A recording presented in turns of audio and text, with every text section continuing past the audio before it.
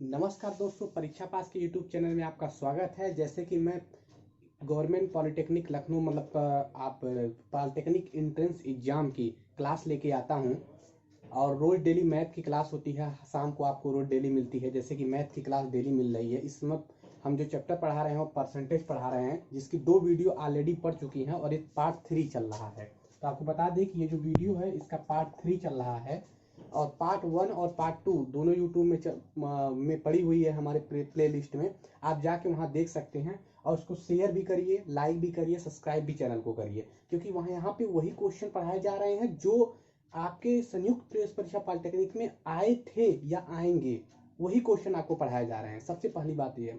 दूसरी चीज, ये जो मैथ की क्लास है ना, ये जो मैथ की क्लास आपको ली जा रही है, यहाँ पे पढ़ाई जा रही है, ये नॉन फार्मूला मतलब बिना फार्मूला के आप मैथ कैसे सॉल्व करेंगे वो क्लास में पढ़ाई जा रही है। मान लीजिए एग्जाम में फार्मूला भूल गया तो आप सॉल्व कर नहीं पाएंगे, इस वजह से बिना फार्मूला के मैथ कैसे सॉल्व करें उसकी क्लासेस में पढ़ाई जा रही है। ठीक है, तो आप वीडियो को जरूर देखें। पार्ट 1 पार्ट 2 देखें, पार्ट 3 भी देखें आप जो आज चल रहा है। ठीक है, तो आइए आपको हम कुछ क्वेश्चन डिस्कस करते हैं। कल जो क्वेश्चन डिस्कस किए थे वो आपको समझ में आया होगा। नहीं समझ में आ रहा है तो आप कमेंट बॉक्स में जाके लिख के दे दें। हम आपको आप अपना नंबर भी दे सकते हैं, हम आपके व्हाट्सएप ग्रुप पे उसको शेयर करें, कैसे कैसे क्या है समझा के सब कुछ बताएंगे आपको।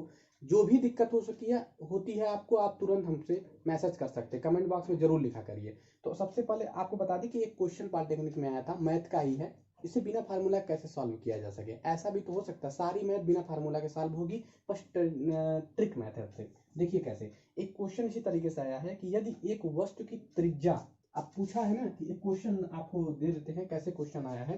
तो क्वेश्चन में पूछा था, इसको मिटाते हैं, ये यहाँ पे पूछा था कि एक वस्तु, एक वृत्त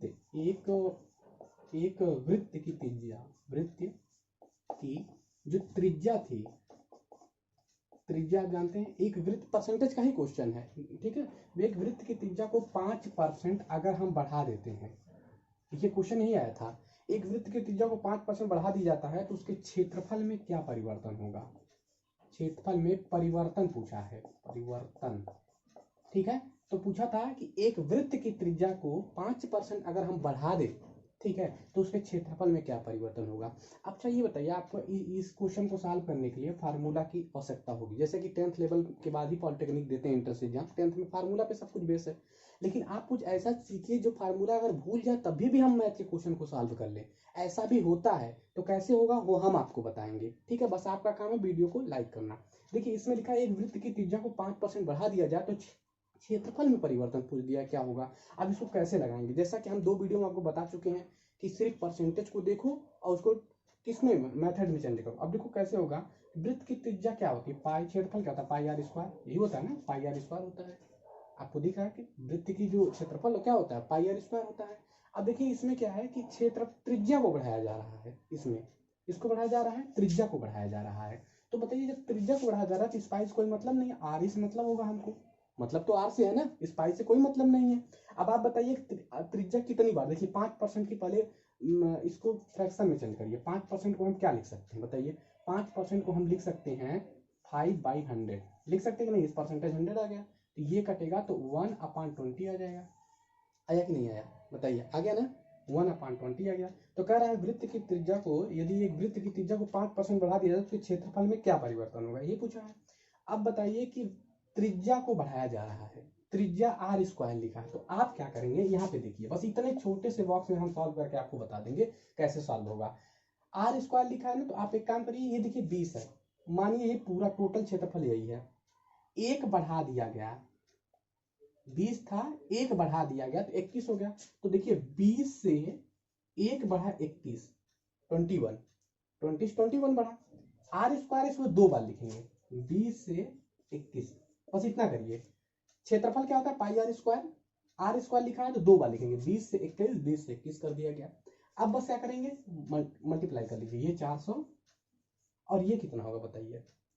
अगर ये 400 तो ये कितना हो जाएगा, ये तो 21 में आप 21 का करेंगे तो ये क्या हो जाएगा, 1 2 2 1 2 4, तो ये हो जाएगा 4 4 1।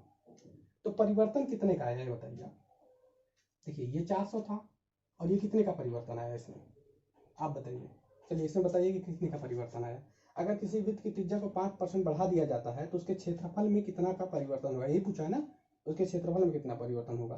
तो 41 का परिवर्तन हुआ, तो 41 अपान ये 400 इंटू 100 लिख देंगे।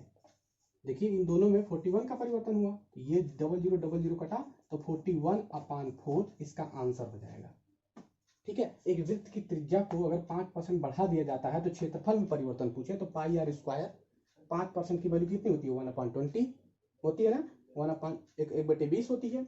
अब एक बढ़ाया गया तो 20 से 21 स्क्वायर लगा था, इस वजह 2 बार किए, 20 से 21 हुआ 441। तो इन दोनों में अंतर कितना हुआ 41 का, 41 अपान ये पहली थी 400 गुणे 100।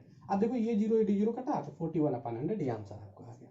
ठीक है, दूसरा क्वेश्चन इस तरीके से बताते हैं आपको। दूसरा क्वेश्चन क्या होगा, ये समझ में आया आपको, नहीं समझ में आया तो आप कमेंट बॉक्स में दे दीजिएगा, हम दोबारा इसको बता देंगे। अब देखिए दूसरा क्वेश्चन क्या आपको आया था, जो क्वेश्चन आया था वही क्वेश्चन सिर्फ बताया जा रहा है, जो क्वेश्चन सिर्फ आपके एग्जाम में देखने को मिला था अब तक। ठीक है, ये भी क्वेश्चन बताते हैं और जो आने की संभावना होती है। लिखा था एक गांव की जनसंख्या, अब पूछा एक गांव था, एक गांव है, गांव की जनसंख्या हमको दे दिया है, एक गांव की जनसंख्या दिया है 6250 है। ठीक है, ये क्वेश्चन दिया था कि एक गांव की जनसंख्या 6250 है। ठीक है, पहले साल 10% बढ़ा दी गई। अब प्रथम वर्ष मतलब पहले साल क्या हुआ कि 10% बढ़ा दी गई। ठीक है, ठीक, फिर 20% घटा दी गई। फिर क्या हुआ कि 20 दूसरे साल क्या हुआ कि दूसरे साल 20% घटा दी गई उसकी जनसंख्या करा, पहले परसेंट 10 पहले साल 10% बढ़ा दी गई, दूसरे साल 20% घटा दी गई, और तीसरे वर्ष क्या हुआ फिर 30% की बढ़ोतरी हो गई। और तीसरे साल दिया है क्वेश्चन में, तीसरे साल 30% की बढ़ोतरी हो गई। प्रथम वर्ष 10% को बढ़ाया गया, दूसरे वर्ष 20% घटा दी गई, तीसरे बार 30% की वृद्धि हो गई। अब आपसे क्वेश्चन में पूछा क्या है ये आप देखिए, तो उसके बाद 3 साल बाद गांव की जनसंख्या क्या होगी, पूछा था 3 साल बाद गांव की जनसंख्या, यही जनसंख्या बता दीजिए क्या होगी 3 साल बाद, क्वेश्चन में पूछा है।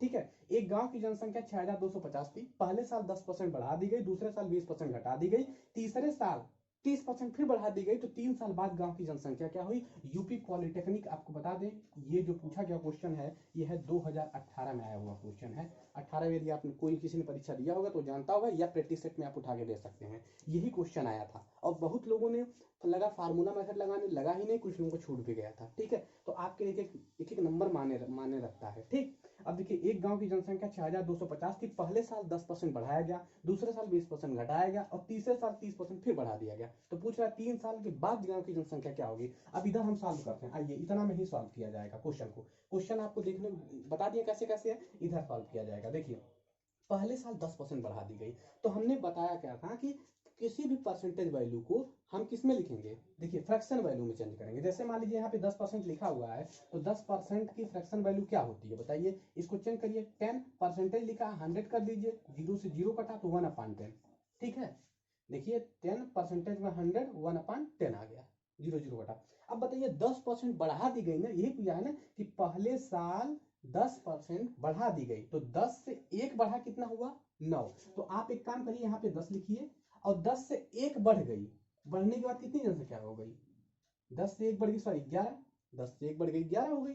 दूसरे साल 20% की घट गई, तो अच्छा 20% की वैल्यू बताइए कितनी होगी 20% की। तो अगर 20% कहीं लिखा हो तो हम क्या करते हैं, 20 अपान ये परसेंटेज लिखा 100, आप जानते हैं 2 0 कटा, 2 25 10 मतलब 1/5, बस परसेंटेज को फ्रैक्शन में चेंज कर दीजिए आप, तो 20% की वैल्यू 1/5 होती है। तो ये संख्या दूसरे साल घटी थी, तो 5 थी, अब घटी 1 घट गई, तो कितना हो गया 4। तो 5 थी, अब कितना हो गई 4, 4 हो गई।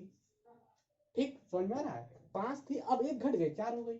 फिर तीसरे साल 30% बढ़ गई, 30% की वैल्यू निकाल दीजिए कितनी होती है, आप 30 अपान परसेंटेज लिखा 100 कर दीजिए, ये 0 0 कटा, तो 3/10 होती है। इतना तो आप कर ही लेंगे भाई, 30 लिखा अपन 100 कर दिए, 0 0 से काटिए, काम खत्म, वही फ्रैक्शन वैल्यू आ गई आपकी। अब 3 मान लीजिए संख्या 10 थी, 3 घट गई, तो 10 थी 3 घट गई, तो 3 घट गई कितना आ गई 7। ठीक है, फिर से देखिए 10% थी, 10% को फ्रैक्शन वैल्यू में चेंज किया, बढ़ी गई, फ्रैक्शन वैल्यू में जब 10% होता तो 10/100, ये 0 कटा तो 1/10 लिख सकते हैं। इसको क्या लिख सकते हैं 20/100 जीरो जीरो कटा तो 2/10 या 1/5 लिख सकते हैं। इसको 30/100, एक एक कटा तो 3/10 लिख सकते हैं। तो 10 से 1 बढ़ती है, 10 से 1 बढ़ गई, 10 से 11, 5 थी, 5 से 1 एक क्या हुई, कम हो गई तो 4, क्योंकि दूसरे साल घटती है और तीसरे साल फिर बढ़ रही है। अब आपको सिर्फ करना क्या है, ध्यान से देखिए, इन तीनों का आप मल्टीप्लाई करा लीजिए और इन तीनों का आप मल्टीप्लाई कैसे करेंगे, 10 × 25 50, 50 × 10 = 500, सॉरी 10 × 50 50 × 10 = 500। अब इसकी मल्टीप्लाई आप कर लीजिए, इसकी मल्टीप्लाई आप कर सकते हैं ना, कितना आएगा, तो 143 आप करके देखिएगा, ठीक है, 143 आएगा। और ये कितना था, 50 और 10, 10 × 25 50 और 10 में मल्टीप्लाई आप करेंगे तो 500, यही आ रहा है ना, 10 × 25 50 और ये 500, ठीक है। दूसरे साल 10 से 3, 10 से 3 हो गई, समझ में आ रहा है इसको अभी, ठीक है। तो आपको क्या बताएं, थोड़ा सा यहाँ पे ये दिक्कत हो गई, 30% बढ़ी थी जनसंख्या ना, तो 10 से 3 बढ़ी 13 हो गई, यहाँ पे 13 होगा, सॉरी यहाँ पे क्या होगा 13, और ये तब यहाँ पे नहीं होगा, ये गलत है, ठीक है। क्या हुआ, 30% बढ़ी थी तो 10 से हम क्या ले गए थे 13, 13 तो यहाँ पे 13 होगा, ठीक। फिर से समझ लीजिएगा, यहाँ पे बढ़ी थी तो 10 से 11, यहाँ पे घटी थी तो 5 आया था, 5 से 1 कम 4, और यहाँ पे फिर बढ़ी थी तो कितनी हुई थी, 10 से 13 हो गई, ठीक है। अब यहाँ मल्टीप्लाई किया 500 आ गया, यहाँ पे मल्टीप्लाई आप कितना करेंगे, थोड़ा फास्ट मल्टीप्लाई करना सीखिए। 13 में 11 का मल्टीप्लाई करेंगे तो 13 और ये 13 तो कितना आ जाएगा, 3 1 4 143, फिर 4 का मल्टीप्लाई इसमें कर लीजिए, 4 3 12, 4 4 16 17, 4 1 4 1 5, 572, ठीक है। अब देखिए अंतर आ कितने का रहा है, 3 साल बाद जनसंख्या पूछा है ना, तो 3 साल पहले ये थी, 3 साल बाद अब कितनी, अंतर कितना आ रहा है, 72। भाई 500 में 572 घटाएंगे, भाई 572 में 500 घटाएंगे तो 72, अंतर आपको दिख रहा है ना, 72 अंतर आ रहा है, तो 72 अंतर आ रहा है, ध्यान से देखिएगा यहाँ पे 72 अंतर आ रहा है, ठीक है। किस पे आ रहा है, 500 पे, इंटू 100, ये डबल जीरो से डबल जीरो काटिए, 5 से 72 में 72/5 आंसर आ जाएगा आपका 72/5। समझ में आ रहा है क्वेश्चन, अगर आया तो लाइक करिए। कैसे, एक गांव की जनसंख्या इतनी थी, 10% बढ़ा दी गई, 20% घटा दी गई, फिर 30% बढ़ा गई। अब पूछेगा तो ओवरऑल 3 वर्ष बाद जनसंख्या क्या हुई। अब आप क्या करेंगे, इसमें यही करिए, 10 थी, फ्रैक्शन वैल्यू में चेंज किया, 10 से 1 मतलब 10 थी, माना 10 थी, 1 बढ़ी तो 11 हो गई, ठीक है। 20% की फ्रैक्शन वैल्यू क्या होती है, क्या होती है 1/5, तो माना 5 थी, 1 घट गई तो 4 हो गई, 30% बढ़ा दी गई तो 30% की फ्रैक्शन वैल्यू, यहाँ 30 लिखा था ना, तो 30/100 हमने कर दिया था, 1 0 0 कटा तो 3/10, 10 थी, 3 बढ़ गई तो 10 से 13 हो गई, इधर की मल्टीप्लाई इधर की मल्टीप्लाई। ये 3 साल बाद की जनसंख्या है और ये 3 साल पहले की थी, तो 70, इसमें अंतर कितना आया, 72/500 इंटू 100 कटा 72/5। अब आप 72/5 को काट लीजिएगा, आंसर आपका आ जाएगा, ठीक है। एक क्वेश्चन, ये क्वेश्चन पूछा गया क्वेश्चन है संयुक्त प्रवेश परीक्षा पॉलिटेक्निक में। अब आगे आते हैं कुछ और क्वेश्चन लेके, जो पूछे गए क्वेश्चन है और आने की संभावना भी है, ठीक है। अब आगे आते हैं, ये तो परसेंटेज की बात थी, ठीक है, ये सब क्वेश्चन जो था वो परसेंटेज पे था, घटाया गया, बढ़ाया गया, त्रिज्या में बढ़ा दिया। अब अब आप क्वेश्चन लेके आते हैं कुछ सीआई और सीआईएसआई का, जिसे क्रय मूल्य और विक्रय मूल्य कहते हैं। तो क्रय मूल्य और विक्रय मूल्य, विक्रय मूल्य, ठीक है, इसे हम क्या बोलते हैं, क्रय मूल्य और विक्रय मूल्य, सीआईएसआई, ये भी तो पूछा जाता है ना। तो परसेंटेज यहाँ हटाते हैं, आप सीआईएसआई करते हैं यहाँ पे, CI and SI, CI and SI. कुछ क्वेश्चन परसेंटेज के बचे हैं, हम इसी में क्लियर कर देंगे, इसी सीआईएसआई में आपको बता भी देंगे कि कौन से क्वेश्चन और आने की संभावना है। क्रय मूल्य को हम सीपी लिखते हैं इंग्लिश में, विक्रय मूल्य को क्या लिखते हैं, सेलिंग प्राइस। ये सेलिंग प्राइस होता है, ये क्रय मूल्य सीपी, तो सेलिंग प्राइस, ठीक है, ये आपका कॉस्ट प्राइस और सेलिंग प्राइस, ठीक है, क्रय मूल्य और विक्रय मूल्य। जैसा कि आपको हाई स्कूल में तो नहीं होगा, 7 8 6 7 8 में सब देखने को मिला था आपको, ठीक है। अब इसी पे क्वेश्चन बनेगा, ठीक है। तो हमने क्या किया, सिर्फ परसेंटेज कहीं लिखा होगा तो उसे फ्रैक्शन वैल्यू में चेंज करना अगर आ गया तो सारा खेल ही खत्म है, फिर फार्मूला की कोई जरूरत नहीं। आज तक जितने हमने वीडियो डाली हैं बिना फार्मूला के, सिर्फ परसेंटेज को फ्रैक्शन में चेंज करके सारा क्वेश्चन हल करवाया है। इससे भी हल करवाएंगे, क्रय मूल्य विक्रय मूल्य, तो सीपी और एसपी इसको बोलते हैं, इसको सीपी बोलते हैं कॉस्ट प्राइस, इसको सेलिंग प्राइस बोलते हैं। इतना आपको पता है। एक आता है इसी पे डिस्काउंट, डिस्काउंट को हम डी से निरूपित करते हैं। अगर कहीं डिस्काउंट लिया हो, बट्टा बट्टा लिखा हो तो डी से डिस्काउंट को डी पे करते हैं, ठीक है। ठीक, प्रॉफिट, प्रॉफिट अगर प्रॉफिट कहीं लिखा हो तो प्रॉफिट परसेंटेज पी होता है, ठीक है। अब बता रहे हैं आपको, सिर्फ छोटा सा चीज बता रहे हैं क्वेश्चन कैसे आएगा। मान लीजिए कि आप कोई कहीं गए, ठीक है, आपने कहीं गया, ये कहीं आप दुकान पे गए, यहाँ पे आप कहीं गए, ठीक है। सुनिए, आपने क्या किया कि इनसे 10 रुपए का कोई चीज खरीदा, इस दुकान से 10 रुपए का कोई चीज खरीदा, आप 10 रुपए की चीज खरीद कर ला दिए घर। आपने क्या किया कि उसे 12 रुपए में बेच दिया। आप 10 रुपए की चीज दुकान पे गए, 10 रुपए की चीज खरीद कर लाए और 12 रुपए का आपने किसी दोस्त को बेच दिया। अब बताइए, आपने जो खरीदा था ना, ये सीपी होगी, इसे हम क्रय मूल्य हिंदी में कहते हैं और इंग्लिश में कॉस्ट प्राइस, ठीक है। आपने जो बेचा ना अपने दोस्त को, ये सेलिंग प्राइस होती है, जिसे हम विक्रय मूल्य कहते हैं, विक्रय मूल्य, ये पता है ना, क्रय मूल्य और विक्रय मूल्य। कैसे? आपने जो खरीदा, इससे खरीदा था, वो आप क्या हो, सीपी, आपकी सीपी थी 10 रुपए, ठीक है, एसपी थी 12 रुपए। तो फार्मूला क्या है, इसी फार्मूला को बना देते। कैसे? इस, अब बताइए प्रॉफिट लॉस कितना, प्रॉफिट कितने का हुआ या लॉस कितने का हुआ। अब आप ही बताइए, जब आप 10 रुपए में खरीद के ला रहे हैं, अपने दोस्त को 12 रुपए में दे रहे हैं, तो 2 रुपए का प्रॉफिट हुआ भाई, 2 रुपए तो एक्स्ट्रा आपको मिल गए, तो प्रॉफिट मिल जाएगा। तो अब फार्मूला कैसे लोग बना देते हैं, अब देखिए इसी पे कैसे फार्मूला बन जाएगा। इसी फार्मूला क्या बनाएंगे कि आप selling price minus cost price upon CP into 100। अब इसी फार्मूला बना देंगे कि प्रॉफिट लॉस बराबर होता है CP minus SP minus CP into CP upon CP into 100। भाई 12 रुपए की चीज थी, 12 रुपए का हमने बेचा था, हमारी सेलिंग प्राइस थी, 10 रुपए हमने खरीद के लाया था, सीपी अपॉन 10 इंटू 100। अब प्रॉफिट बता दीजिए कितने परसेंटेज का हुआ। परसेंटेज प्रॉफिट बनाने के लिए ये कितना हो जाएगा, 2 अपॉन 10 इंटू 100। 10 से 10 कटा तो 20% का प्रॉफिट हो गया हमें। परसेंटेज प्रॉफिट इसी तरह निकालेंगे ना, 20% का प्रॉफिट हो गया। ये तो फार्मूला से लगता है ना, फार्मूला नहीं याद है तो कैसे लगाएंगे, फार्मूला नहीं याद है मान लीजिए, अब हमको कैसे लगाना है, तो आइए देखते हैं बिना फार्मूला के। अभी तो हम आपको फार्मूला से बताए थे। 10 रुपए सीपी थी, सेलिंग प्राइस थी ये। आपको पता है ये खुद कि दो दो दो, दो का फायदा हो रहा है, इसमें दिख रहा है 2 का फायदा हो रहा है, 2 का फायदा हो रहा है ना, आपको दिख रहा है। तो 2 किससे फायदा हो रहा था, 10 पे इंटू 100 कर लीजिए, ये कटा तो 20%, ठीक है, को पता चलेगा इसी तरीके से। अच्छा, इसी पे एक क्वेश्चन आपको देते हैं, पूछा गया क्वेश्चन लेते हैं, जो क्वेश्चन पूछे गए थे। देखिए हम मोबाइल में सेट किए रहते हैं कौन सा क्वेश्चन पूछा गया था, कौन सा क्वेश्चन आने की संभावना है। अब बताइए, एक क्वेश्चन देते हैं, सिर्फ एक क्वेश्चन देखिएगा कि अगर कह दें कि एक वस्तु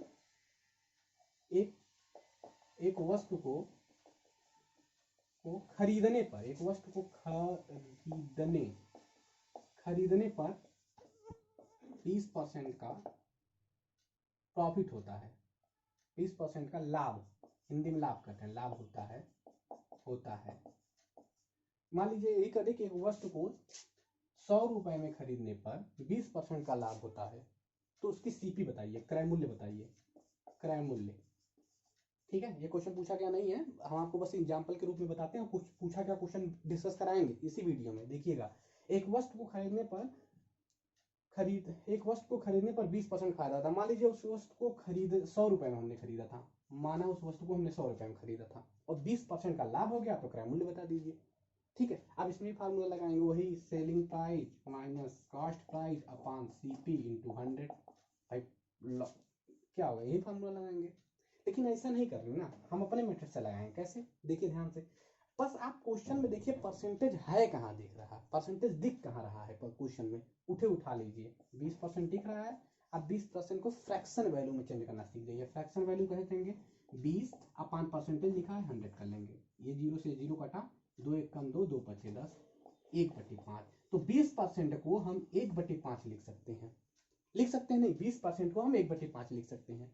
बस ध्यान से देखिएगा, जो फ्रैक्शन वैल्यू आती है 1/5, नीचे वाला जो हिस्सा हमारा होता है वो क्वेश्चन के अकॉर्डिंग होता है। क्वेश्चन क्या कह रहा है, क्वेश्चन कह रहा है एक वस्तु को 100 रुपए में खरीदने पर या बेचने पर, हमने कहा 100 रुपए में खरीदने पर तो लाभ होगा नहीं, बेचने पर मान लीजिए या ठीक है, एक वस्तु को खरीदने पर, जैसे हम कोई वस्तु खरीद रहे हैं या हम बेच रहे हैं, सॉरी बेचने पर, बेचने लिख दीजिए, खरीदने पर गलत हो जाएगा।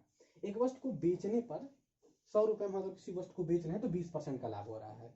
खरीदने पर होगा नहीं, अगर हम खरीद कर लाए तो कैसे पता चलेगा लाभ है, लेकिन अगर बेचने पर कह दे तो एक वस्तु को बेचने पर हम 100 रुपए में उस चीज को बेच रहे हैं, अपने दोस्त को दिया, ये मैंने एक पेन ली, 100 रुपए मान लीजिए पेन ली, जितने भी रुपए की रही होगी, क्रय मूल्य तो हमें पता नहीं, हम एक दोस्त को 100 रुपए में दे दिया और हमको 20% का लाभ हो गया।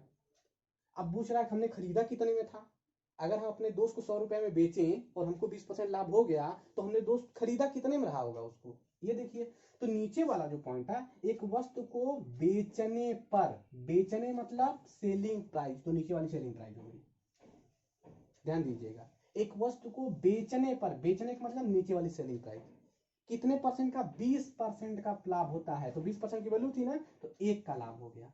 तो बताइए सेलिंग प्राइस 5 थी, 1 का लाभ हो गया, 1 का सेलिंग प्राइस बेचने पर 1 का लाभ हो गया, तो 1 का जैसे ही इसमें लाभ हुआ था तो वस्तु रही कितनी की होगी। अगर हम कह रहे हैं कि 5 रुपए में कोई वस्तु को बेचा और 1 रुपए का हमें लाभ हो गया, तो इसका मतलब कि 4 रहा होगा। ध्यान दीजिए, 5 रुपए में कोई वस्तु, 5 रुपए में किसी वस्तु क्या हुआ बेचे, अगर किसी को 5 रुपए देते हैं और 1 रुपया उसमें लाभ है तो 4 रुपया सेलिंग, तो सेलिंग प्राइस 4 रुपया हो गई, ठीक ना। अब बताइए कितना बढ़िया साफ कर रहे हैं, सेलिंग प्राइस 4 रुपया हो गई, ठीक ना। तो क्रय मूल्य कितना हुआ, अब क्रय मूल्य तो 5 की वैल्यू कितने दिया था 100, तो आप काटेंगे 20, तो इसकी वैल्यू 80 हो जाएगी। फिर से समझाएं, एक बार फिर से देख लीजिए, सिर्फ एक बार फिर से देख लीजिए, नहीं समझ में आया वो 1/5 थी ना, तो 1/5 लिख दिया, ये हमारी सेलिंग प्राइस थी। 1 का फायदा हुआ था, मतलब किसी वस्तु को अगर हम बेच रहे हैं 5 रुपए में, उसमें 1 रुपया फायदा भी है, तो सीपी कितनी हो जाएगी, ये प्रॉफिट है। तो 5 सेलिंग प्राइस थी 5, 1 फायदा हुआ, 5 रुपए में हमारा 1 रुपया फायदा था, तो हम 1 रुपया अपना फायदा निकाल लें तो 4 रुपए ही बचा ना, 4 रुपए हमारी सीपी हो गई। अब देखिए, तो एसपी हमारी 5 रुपए, सीपी हमारी 4 रुपए, ये 5 की वैल्यू कितनी थी, क्वेश्चन में दिया 100, बेचने पर दिया 100, तो 5 की वैल्यू 100, 500 में 5 से काट लो, 5 दूना 10, 20, तो 1 की वैल्यू अगर 20 है तो 4 में 20 का गुणा कर दो, 80। क्या किया जाता है, सेलिंग प्राइस 5 थी, उसकी वैल्यू हमको क्वेश्चन में दिया रहेगा, तो हम इसको काटेंगे, तो ये 20 आ गया।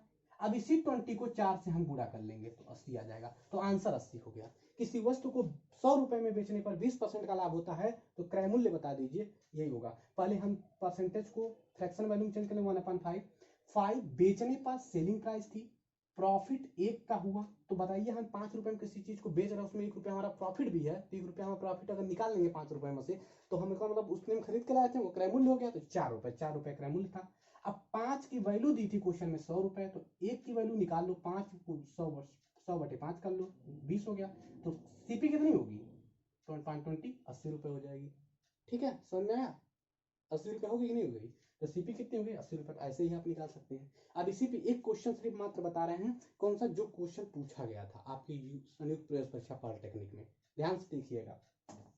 क्वेश्चन पूछा गया, एक क्वेश्चन है जो आपके संयुक्त प्रवेश परीक्षा पॉलिटेक्निक में पूछा गया है। अब ध्यान, कौन सा क्वेश्चन पूछा गया था ये देखिए आप, 2017 में आया हुआ क्वेश्चन हम आपको बता रहे हैं, पूछा गया था, ठीक है। आपको कौन सा क्वेश्चन पूछा गया था, इसी एकदम सेम इसी तरीके से था, और वो क्वेश्चन पूछा गया है।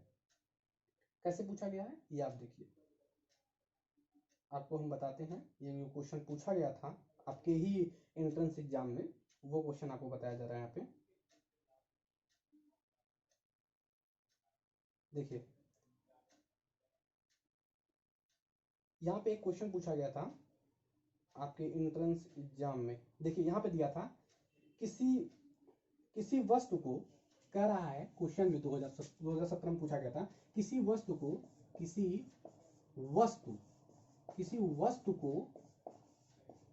क्वेश्चन देखिएगा क्या दिया, किसी वस्तु को, क्वेश्चन यही पूछा गया था, किसी वस्तु को 270 रुपए में अगर हम बेचने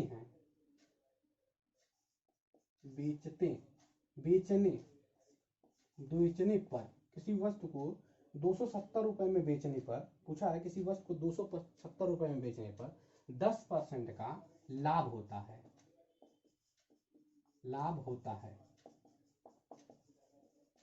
किसी वस्तु को 270 रुपए में बेचने पर 10% का लाभ होता है, ठीक है। पूछा है इसी क्वेश्चन में, तो इसकी वस्तु का सीपी बता दीजिए। पहले तो आप सीपी निकाल दीजिए, क्वेश्चन में और भी कुछ पूछा लेकिन आपको सीपी सीख गए तो सब आ गया। सीपी निकालिए पहले। किसी वस्तु को 270 रुपए में बेचने पर 10% का लाभ हो जाता है। आप कॉस्ट प्राइस हमको बता दीजिए, क्रय मूल्य। अब क्रय मूल्य बताइए क्या होगा। फार्मूला आप लगाएंगे वही सीपी एसपी, इतना ये सब कुछ नहीं करना है। क्वेश्चन में देखिए परसेंटेज कहाँ है, 10%। 10% को फ्रैक्शन वैल्यू में चेंज कर दिए, 10/100, 0 कटा 1/10। तो 10% की वैल्यू फ्रैक्शन वैल्यू क्या होती है, 1/10।